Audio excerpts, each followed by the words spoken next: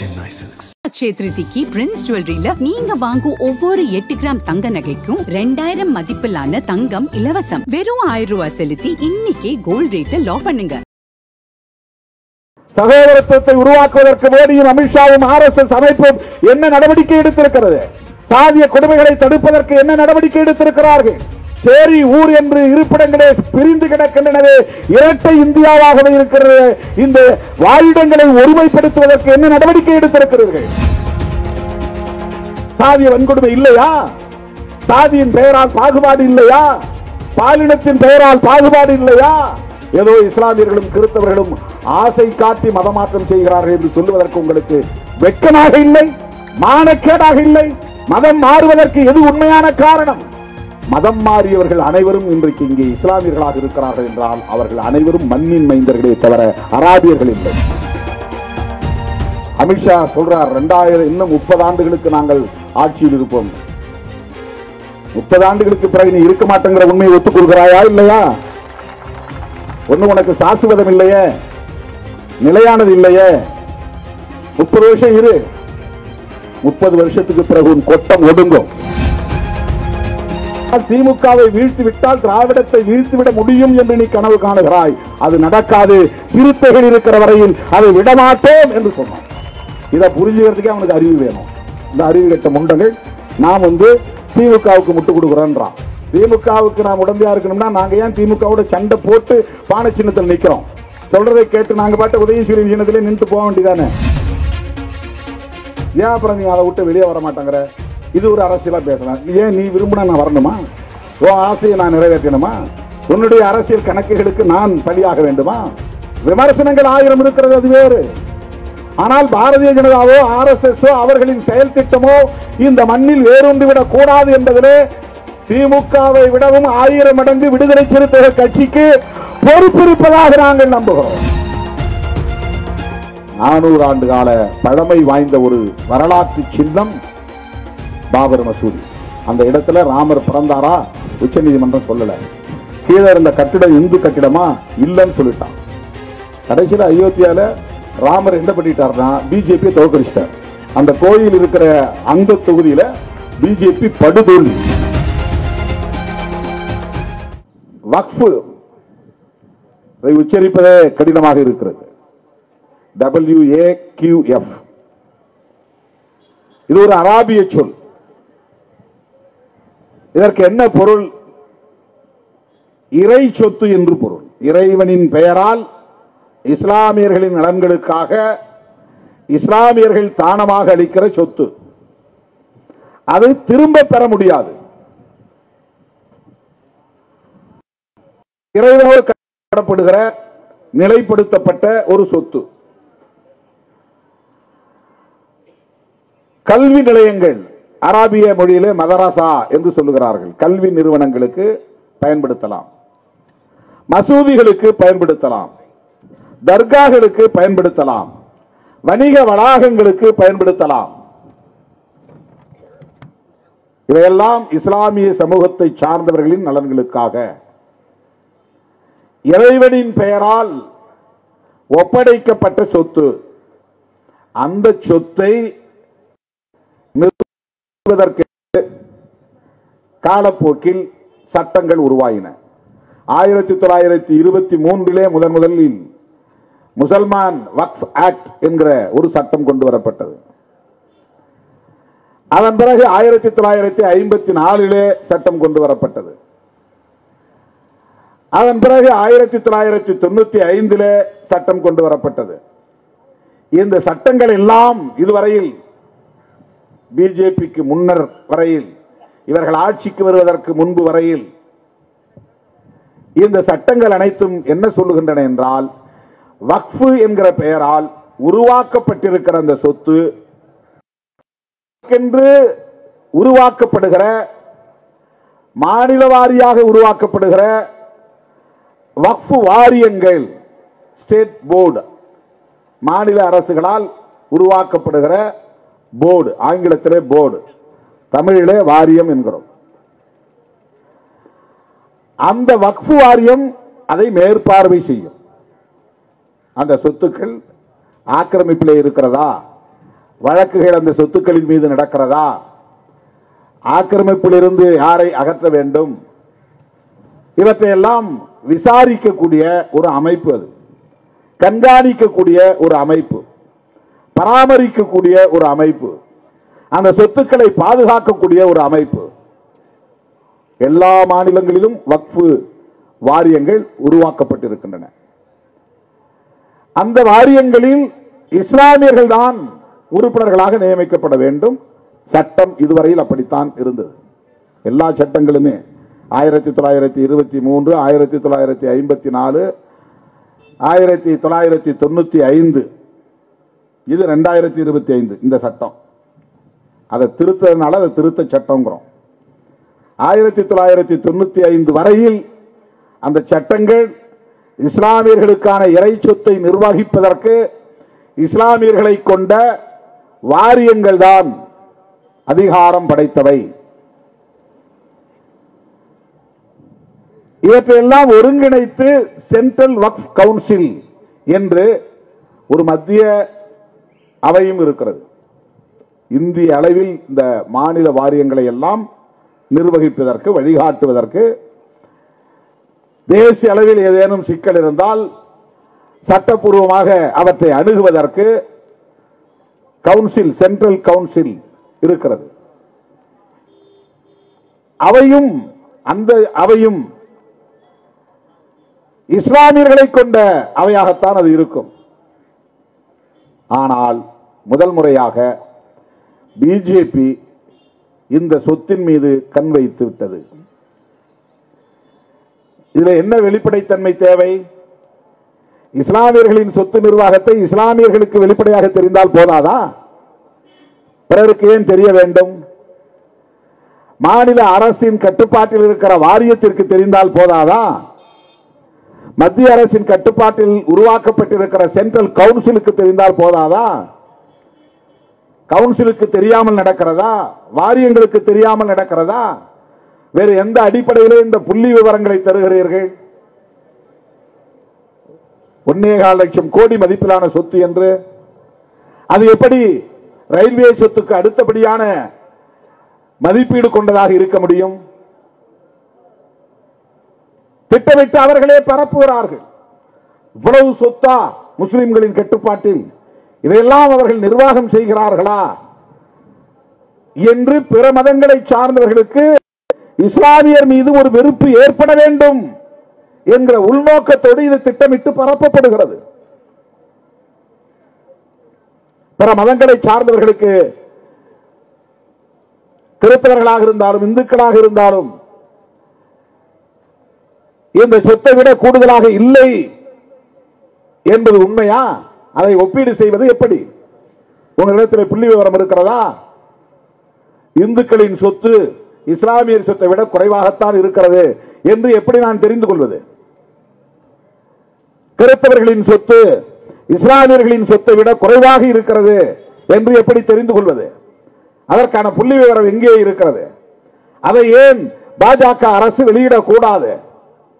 அதை ஏன் வெளிப்படையாக நாடாளுமன்ற அவையில் அதற்கென்று இருக்கிற அமைச்சரை அறிவிக்க செய்யக்கூடாது? அவரும் ஒரு புத்திஸ்ட், சிறுபான்மை மதத்தை சார்ந்தவர். அதைத்தான் நான் அந்த கூட்டத்திலே, நாடாளுமன்றத்தில், மக்களவையிலே பேசினேன். ஒரு சிறுபான்மை மதத்தை சார்ந்தவரை கொண்டு இன்னொரு சிறுபான்மை மதத்தின் அதிகாரத்தில் தலையீடு செய்கிறார்கள். காமன் சிவில் கோடு, பொது சட்டம் கொண்டு வருவதுதான் அவங்களுடைய அல்டிமேட் எய்ம். முஸ்லிமுக்கு தனி சட்டம் இருக்கக்கூடாது, கிறிஸ்தவர்களுக்கு தனி சட்டம் இருக்கக்கூடாது, பௌத்தர்களுக்கு தனி சட்டம் இருக்கக்கூடாது. இந்தியாவுடன் நீ வாழ்ந்தால் இந்தியர்கள் தான் என்கிற உணர்வோடு எல்லோரும் ஒரே சட்டத்தின் கீழ் வர வேண்டும். அதான் காமன் சிவில் கோட் அல்லது uniform civil code. Personal law கூடாது. இந்த தாக்குதல் அதிலிருந்து தான் வருகிறது. இந்த சட்டத்தை ஏன் அவன் திருத்துறான்னா, உனக்கு என்ன தனியா சட்டம், உனக்கு என்ன சிறப்பு உரிமை? ஏதோ இவங்கெல்லாம் அராபிய நாட்டிலிருந்து வந்தவர்களை போல, எல்லாம் இந்த நாட்டுக்காரர்கள் தான், இந்த மண்ணின் மைந்தர்கள் தான், எங்கள் முன்னோர் தான் இவர்கள், இந்த மண்ணின் மைந்தர்கள் தான், பூர்வீக குடிகள் தான். இங்க இருக்கிற சமூக கட்டமைப்பு இன்னொரு மதத்தை ஏற்க வைக்கக்கூடிய அளவுக்கான நெருக்கடியை தந்திருக்கிறது. சாதி, சாதியின் பெயரால் உயர்வு தாழ்வு, தீட்டு, வன்கொடுமைகள் என்று உலகில் வேறு எந்த நாட்டிலும் இல்லாத ஒரு அவலம் காலம் காலமாக தலைமுறை தலைமுறையாக தொடருகிற சூழலில் எங்கே சகோதரத்துவம் இருக்கிறதோ அங்கே போகிறான், எங்கே சமத்துவம் இருக்கிறதோ அங்கே போகிறான். இஸ்லாம் சகோதரத்துவத்தின் ஒரு அடையாளமாக இருக்கிறது. அதனால் இந்த மண்ணில் இஸ்லாம் வளர்ந்திருக்கிறது. ஏன் இஸ்லாம் உருவாச்சு? முஸ்லிம்கள் இந்த நாட்டை ஆண்டதாலா? கிடையாது. அப்படின்னா அவன் ஆட்சி கிட்டத்தட்ட 800 வருஷம் ஆண்டிருக்கிறான். இந்த நாட்டை இஸ்லாமிய நாடா அவனால மாற்றிருக்க முடியும். அப்படி மாற்றவில்லை. மதம் மாற்றுகிறார்கள், திட்டமிட்டு மாற்றுகிறார்கள் என்று சொல்லுவது ஒரு அவதூறு. மக்களே உணர்ந்து இந்த மதத்திற்கு போகிறோம் என்று போனார்கள். நான் ஆய்வு செய்தது மீனாட்சிபுரம் மதமாற்றம் குறித்த ஆய்வு. அதில் தான் நான் டாக்டரேட் வாங்கியிருக்கேன். அந்த மக்களை யாரும் தூண்டவில்லை. இங்கும் அங்கும் ஓடி ஓடி அலைந்து அலைந்து இந்த கொடுமைகளுக்கு எங்களுக்கு நீதி வேண்டும், எங்கள் பெண்களுக்கு பாதுகாப்பு இல்லை, அவர்கள் நிலத்தில் நாங்கள் அடிமைகளாக கிடந்து உழல வேண்டி இருக்கிறது, அவர்களை சார்ந்து வாழ வேண்டி இருக்கிறது, அவர்களுடைய நிலத்தில் உழுதால்தான் எங்களுக்கு கூலி, கூலி கிடைத்தால்தான் எங்களுக்கு உணவு என்கிற ஒரு அவலம் நீடிக்கிற நிலையில் இந்த வன்கொடுமைகளில் இருந்து எங்களுக்கு பாதுகாப்பு இல்லையா என்று மூளை முடுக்கெல்லாம் ஓடி முட்டி மோதி பார்த்துவிட்டு நீதி கிடைக்கவில்லை என்ற பிறகுதான் நாங்கள் இந்த மதத்திலேயே இருக்க மாட்டோம், இஸ்லாமியர்களாக மாறுகிறோம் என்று ஒட்டுமொத்த கிராமமும் முடிவு செய்தது. யாரும் அவர்களை போய் தூண்டிவிட்டு நீங்கள் முஸ்லிம் மதத்திற்கு மாறுங்கள் என்று சொல்லவில்லை. நீதி கேட்டு அலைந்து அலைந்து தலைமுறை தலைமுறையாய் நொந்துதான் வலி மிகுந்த நிலையில்தான் எங்கள் எதிர்காலத்து பிள்ளைகளாவது இப்படிப்பட்ட கொடுமைகளை சந்திக்க கூடாது, அவர்கள் சுதந்திரமாக வாழ வேண்டும் என்கிற எதிர்பார்ப்போடுதான் 200 குடும்பங்கள் இஸ்லாத்துக்கு மாறியது. இன்றைக்கு அவர்கள் முஸ்லிம்களாக தலைநிமிர்ந்து வாழ்கிறார்கள். சாதிய வன்கொடுமைகள் இல்லை. ஏன் மதமாற்றம் நிகழ்கிறது? இந்து மதத்திலே சகோதரத்துவம் இல்லை என்பதுதானே. இதையெல்லாம் நீங்கள் திருத்தக்கூடாதா? இந்து மதத்திலே திருத்தம் செய்யக்கூடிய தேவை இல்லையா? சகோதரத்துவத்தை உருவாக்குவதற்கு மோடியும் அமித்ஷாவும் RSS அமைப்பும் என்ன நடவடிக்கை எடுத்திருக்கிறது? சாதிய கொடுமைகளை தடுப்பதற்கு என்ன நடவடிக்கை எடுத்திருக்கிறார்கள்? சேரி ஊர் என்று இருப்பிடங்களே பிரிந்து கிடக்கின்றனவே, இரட்டை இந்தியாவாகவே இருக்கிறது. இந்த வாழிடங்களை ஒருமைப்படுத்துவதற்கு என்ன நடவடிக்கை எடுத்திருக்கிறீர்கள்? ஒரே தேசம், ஒரே கலாச்சாரம் என்கிறவர்கள் ஏன் ஒரே குடியிருப்பு, ஒரே சுடுகாடு என்கிற விளக்கத்தை வைக்க கூடாது? அதற்கு என்ன நடவடிக்கை எடுத்திருக்கிறீர்கள்? ஏன் இரட்டை வாழிடங்கள்? ஏன் இரட்டை குடியிருப்புகள்? வெட்கமாக இல்லையா? ஒரே ஊருக்கு பெயர், ஒரே பெயர், ஆனால் 2 குடியிருப்பு. அது ஊர், தெரு, இது சேரி. இதற்காக வெட்கப்பட வேண்டாமா? இதை யார் ஏற்படுத்தியது? இது எப்படி உருவானது? பிறப்பின் அடிப்படையிலே உயர்வு தாழ்வு என்கிற பாகுபாடு இங்கே காலம் காலமாக நிலைப்படுத்தி கிடக்கிறது, நிலைப்படுத்தப்பட்டிருக்கிறது. இந்த பாகுபாட்டை ஒழிப்பதற்கு RSS என்ன திட்டம் வைத்திருக்கிறது? மோடி அமித்ஷா கும்பல் என்ன நடவடிக்கை எடுத்திருக்கிறீர்கள்? சாதிய வன்கொடுமை இல்லையா? சாதியின் பெயரால் பாகுபாடு இல்லையா? பாலினத்தின் பெயரால் பாகுபாடு இல்லையா? பிறப்பின் பெயரால் உயர்வு தாழ்வு இல்லையா? இவைதானே இந்த மதம் மாறுவதற்கு காரணம். இதை ஏன் மூடி மறைக்கிறீர்கள்? ஏதோ இஸ்லாமியர்களும் கிறிஸ்தவர்களும் ஆசை காட்டி மதமாற்றம் செய்கிறார்கள் என்று சொல்லுவதற்கு உங்களுக்கு வெட்கமாக இல்லை? மானக்கேடாக இல்லை? மதம் மாறுவதற்கு எது உண்மையான காரணம்? மதம் மாறியவர்கள் அனைவரும் இன்றைக்கு இங்கே இஸ்லாமியர்களாக இருக்கிறார்கள் என்றால் அவர்கள் அனைவரும் மண்ணின் மைந்தர்களே தவிர அராபியர்கள் இல்லை. அமித்ஷா சொல்றார், 2000 இன்னும் 30 ஆண்டுகளுக்கு நாங்கள் ஆட்சியில் இருப்போம். 30 ஆண்டுகளுக்கு பிறகு நீ இருக்க மாட்டேங்கிற உண்மையை ஒத்துக்கொள்கிறாயா இல்லையா? ஒண்ணு உனக்கு சாஸ்வதம் இல்லையே, நிலையானது இல்லையே. 30 வருஷம் இரு, 30 வருஷத்துக்கு பிறகு உன் கொட்டம் ஒடுங்கும். 400 ஆண்டு கால பழமை வாய்ந்த பாபர் மசூதியை நீ இடித்து தரைமட்டமாக்குகிற போது இந்த 30-40 ஆண்டு கால ஆட்சியை நீ செய்த அநியாயத்தை, அநீதியை அழித்தொழிக்க முடியாதா? அப்புறம் வந்தால் எங்கள் வாரிசுகள் வருவார்கள், நீ போட்ட சட்டத்தை தூக்கி எறிவார்கள், புதிய சட்டம் கொண்டு வருவார்கள். இது என்ன மாற்ற முடியாத ஒன்றா? இதே பெரும்பான்மைவாதத்தை பயன்படுத்தி அடுத்து வரக்கூடிய ஆட்சியாளர்கள் இந்த சட்டத்தை தூக்கி எறிவதற்கு எவ்வளவு நேரம் ஆகும்? என்ன 20-30 வருஷம் நீனே முடிவு பண்ணிட்ட. 30 வருஷம் 30 வருஷங்கிறது கண்ணை மூடி கண்ணு தரதுல போயிடும். நாங்க இல்லாம இருப்போம்.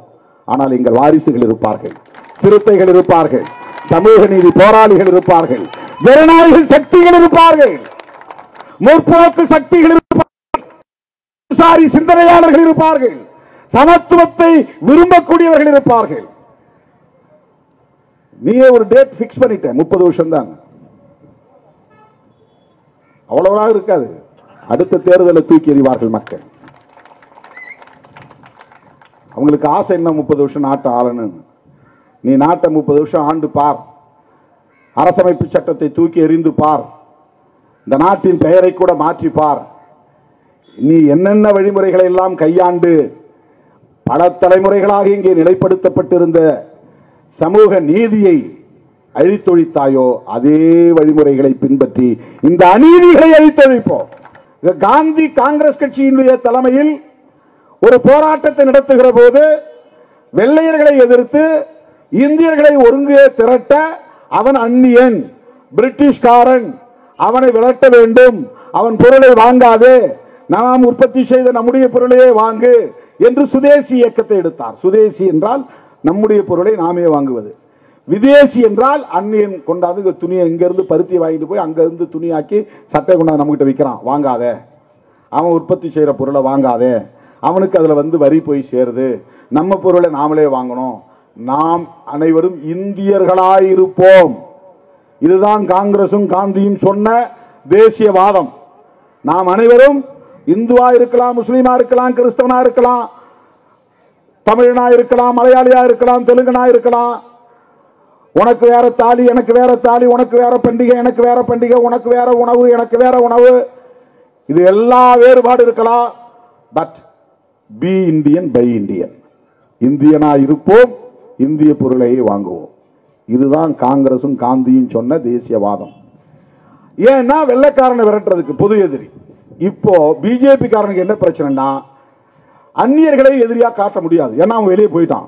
இப்ப உள்ளுக்குள்ள யாரை எதிரியா காட்டுறது? அவனுக்கு கிடைச்ச ஒரே நோஞ்சாண்டி சமூகம், சிறுபான்மை சமூகம் முஸ்லீம் தான். இப்ப முஸ்லீமை எதிரியா காட்டணுங்க. பாடுறா, அவன் ஸ்கூல் பர்மிஷன் வாங்கணும்னா பெரிய கட்டுப்பாடு கிடையாது. மைனாரிட்டிஸ்க்குன்னு ஒரு சட்டம் இருக்குது. அவன் டக்குன்னு ஒன்று அப்ளை பண்ணா அவனுக்கு கிடைச்சிருது. ஆனா உனக்கு கிடைக்கல. உனக்கு நிறைய கட்டுப்பாடு இருக்கு. நீ உடனே ஒரு ஸ்கூலை ஓபன் பண்ண முடியாது. அவனுக்கு அந்த மாதிரி ஸ்பெஷல் சிறப்பு சலுகை இருக்கிறது. அவன் மேல வெறுப்பு உருவாக்குறது. உன் சகோதரனை எல்லாம் அவன் ஆசை காட்டி மோசம் பண்ணி எல்லாத்தையும் கிறிஸ்தவனா அது முஸ்லீமா மாத்திக்கிட்டு இருக்கிறான், மதம் மாற்றம் செய்யறான்னு அவன் மேல வெறுப்பு விதைக்கிறது. இந்துவா அப்பதான் திரட்ட முடியும். இங்க ஒரு கொட்டாயை போட்டு மசூதிங்கிறான், அங்க பைபிள் இது குர்ஆனை படிக்கிறான், காலையில 5 மணிக்கே ஓதுறான், அப்புறம் 5 முறை ஒரு நாளைக்கு பாங்கு ஓதுறான். நம்ம வேலைகள்லாம் பாதிக்கப்படுது. அவனை ஓத விடாத. கிறிஸ்தவர்கள் அப்படிதான் திடீர்னு ஒரு வீட்டை பிடிச்சு அது ஒரு தேவாலயம் சொல்றான், மக்களை கூட்டி அல்லேலுயா அல்லேலுயா பாடுறான், பைபிளை கற்றுக் கொடுக்குறான், வேற பாஷையில பேசுறான், இந்த மக்களை மயக்கிறான், அவங்களுக்கு எல்லாத்துக்கும் கோதுமை அதை இதை கொடுத்து ஏமாத்துறான். இந்து உணர்வு அப்பதான் வருமா? இப்ப இந்து உணர்வு வருவதற்காக இஸ்லாமியர்களையும் கிறிஸ்தவர்களையும் எதிரிகளாக்குகிறார்கள். எதிரிகளாக்குவதற்கு அவர்கள் கையாளக்கூடிய முக்கியமான 3 உத்தி. 1, மதமாற்றம் செய்கிறார்கள். 2வது, இந்த 2 மதத்து காரணம் தான் மாட்டுக்கறி அதிகமா திங்கிறான். கறி தின்கிறான். கறி தின்னாம கிறிஸ்தவன் படுக்கிறதே கிடையாது. டெய்லி அவனுக்கு கறி வேணும். அதுவும் குறிப்பா மாட்டுக்கறி சாப்பிட்றான். மாட்டுக்கறினா பசுக்கறி தான். முஸ்லீம் மதத்தை சார்ந்தவன் வேணும்னே பசுமாட்டை வாங்கி பசுவை கொல்றான். அது நமக்கு தாய் மாதா, அது நமக்கு தாய் மாதா.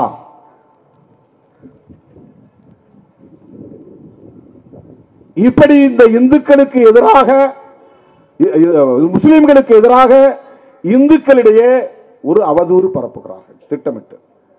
ஆனா இந்த மாட்டுக்கறி எல்லாம் அதிகம் வாங்கி எக்ஸ்போர்ட் பண்றவன் யாருன்னா இந்து தான். இந்து மதத்தை சார்ந்தவன் தான் எக்ஸ்போர்ட் பண்றான்.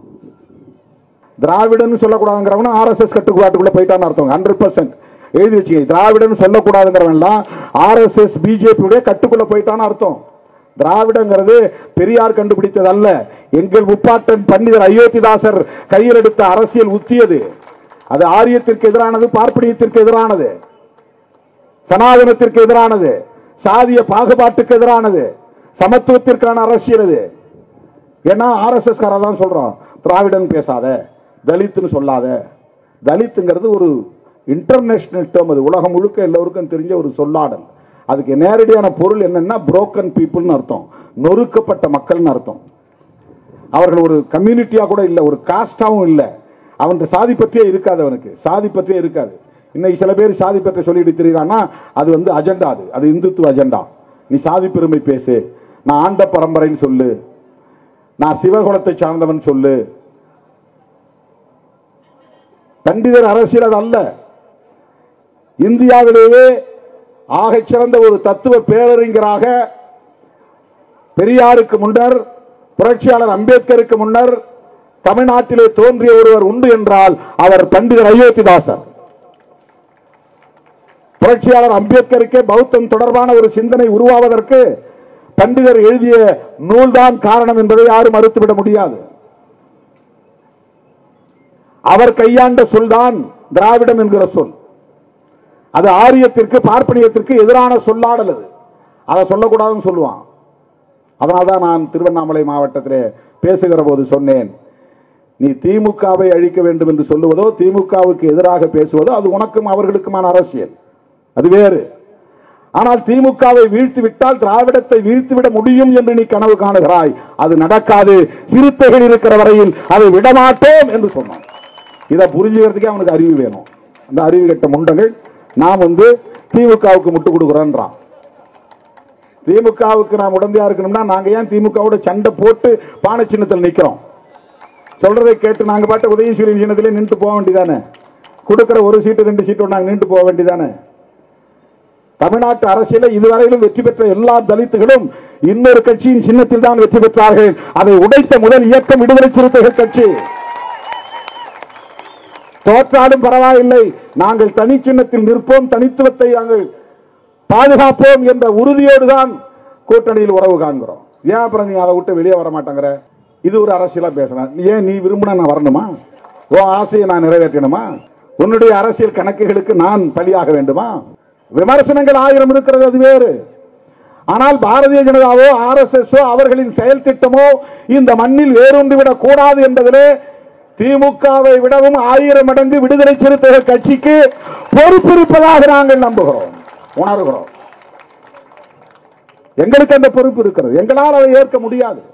அந்த அடிப்படையில் தான் நாங்கள் கூட்டணி அரசியலையும் முடிவு செய்கிறோம்.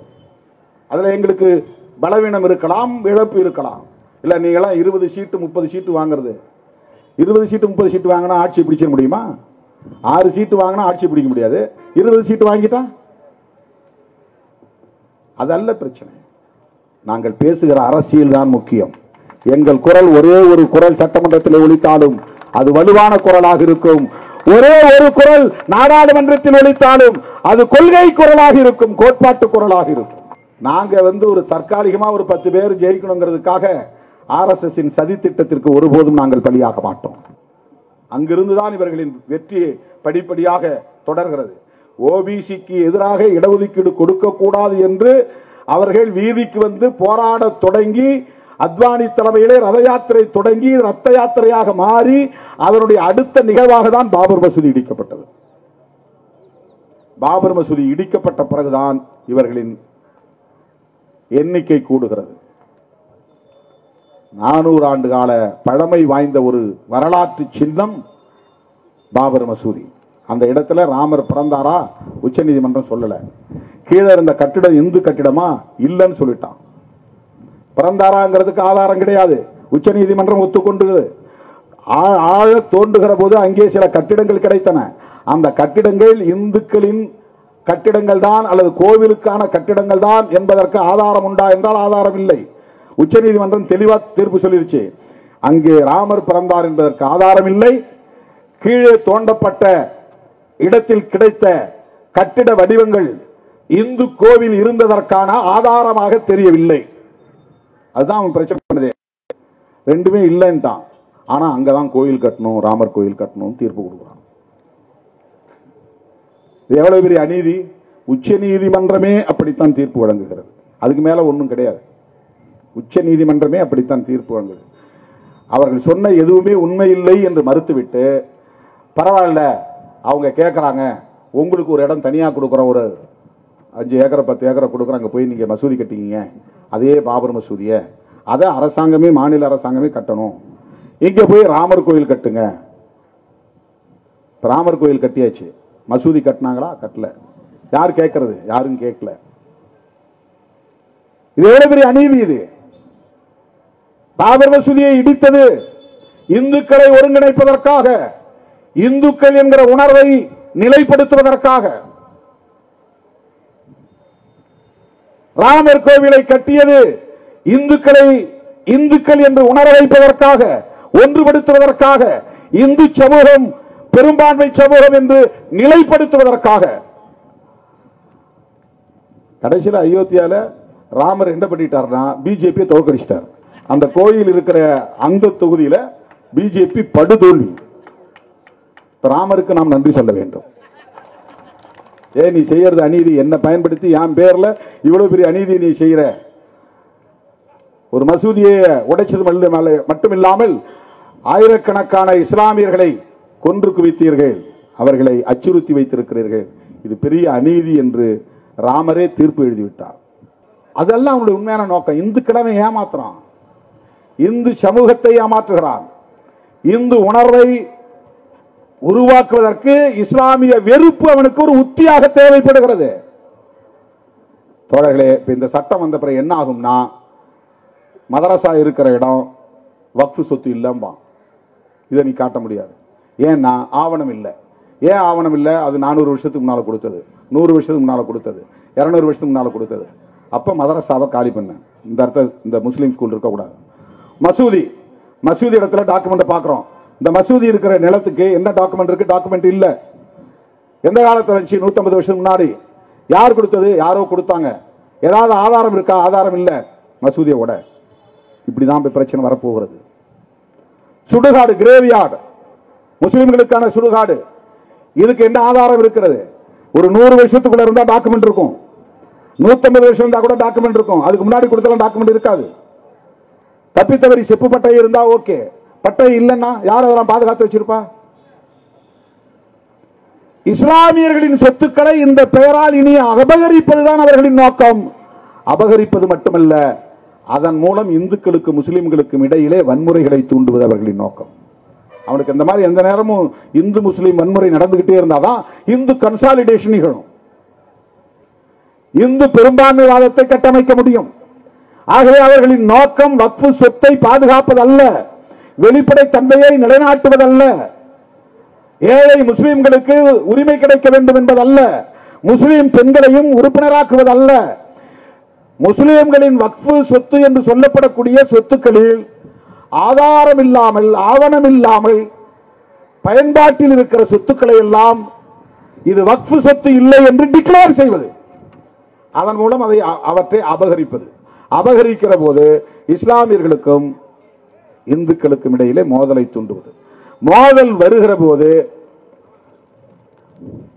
அவங்களுக்கு கன்சாலிடேஷன் ஆகிடும். நாடக காதல்னு சொல்லி திருமாவளவன் கூட இருக்கிறவங்க தான் இப்படி எல்லாம் பண்றாங்கன்னு சொல்லி தலித் வெறுப்பை விதைத்தால், தலித் அல்லாதவர்களை கன்சாலிடேட் பண்ணுவதன் மூலம் எல்லா சாதி இந்துக்களும் நம்ம பிள்ளைக்கு ஓட்டு போட்டுருவாங்கிறதுக்காக தருமபுரியில் ஒரு வன்முறை நடத்தப்பட்டது. திவ்யா இளவரசன் பிரச்சனை. அந்த தருமபுரியில் நடந்த நாயக்கன் கொட்டாய் பக்கத்தில் நடந்த நத்தம் கிராமம் தாக்கப்பட்டது தேர்தலுக்காக நடத்தப்பட்டது. வன்னியர் அல்லாத பிற சாதி இந்துக்களையும் ஒருங்கிணைப்பதற்கு தலித் வெறுப்பு ஒரு அரசியல் உத்தியாக கையாளப்பட்டது. அதுதான் உண்மை. அதேதான் இஸ்லாமியர் வெறுப்பு இந்தியா முழுவதும் பரப்பப்படுகிறது. இந்த அரசியல் பின்னணியை புரிந்து கொண்டால்தான் வக்ஃப் திருத்த சட்டத்தை ஏன் எதிர்க்கிறோம் என்பதை புரிந்து கொள்ள முடியும். எனது அருமை தோழர்களே, இந்தியாவில் இஸ்லாமிய சமூகம், இந்து சமூகம் மத நல்லிணக்கத்தோடு சகோதரத்துவத்தோடு ஒற்றுமையாக வாழ்ந்து கொண்டிருக்கிற நிலையில் இவர்களுக்கு இடையிலே வெறுப்பை விதைத்து இடைவெளியை பெருக்கி வன்முறை வெறியாட்டத்தை தூண்டுகிற ஒரு செயல் திட்டத்தோடு தான் RSS பிஜேபி கும்பல் காய்களை நகர்த்துகிறது. அதன் அடிப்படையில் உருவான சட்டம் தான் இந்த சட்டம். இதை திரும்ப பெற வேண்டும் என்று வலியுறுத்தி விடுதலை சிறுத்தைகள் கட்சியின் சார்பில் உச்ச நீதிமன்றத்தில் வழக்கம் தொடுத்திருக்கிறோம். இஸ்லாமிய சமூகத்தோடு, கிறிஸ்தவ சமூகத்தோடு, சிறுபான்மை சமூகத்தோடு அரசியல் ரீதியான அடிப்படையிலே நாம் உறவை கொண்டிருக்கிறோம். கொள்கை அடிப்படையிலே உறவை கொண்டிருக்கிறோம். ஜனநாயக அடிப்படையில் உறவை கொண்டிருக்கிறோம். இந்திய சமூகத்தின் ஒற்றுமையை நிலைநாட்டுவதற்காக, மத நல்லிணக்கத்தை பாதுகாப்பதற்காக RSS உள்ளிட்ட சனாதன கும்பல் முன்னெடுக்கிற இந்த ஆபத்தான அரசியலை அம்பலப்படுத்தும் நோக்கில் தான் இன்றைக்கு இந்த ஆர்ப்பாட்டத்தை தமிழ்நாடு முழுவதும் நடத்தியிருக்கிறோம். சட்டம் நிறைவேற்றப்பட்டிருக்கலாம், ஆனால் அந்த சட்டத்தை உடைக்கிற ஆற்றல் மக்களுக்கு உண்டு. அதை தூக்கி எறிகிற காலம் கனியும் என்பதை சொல்லி வாய்ப்புக்கு நன்றி கூறி விடைபெறுகிறேன். நன்றி, வணக்கம்.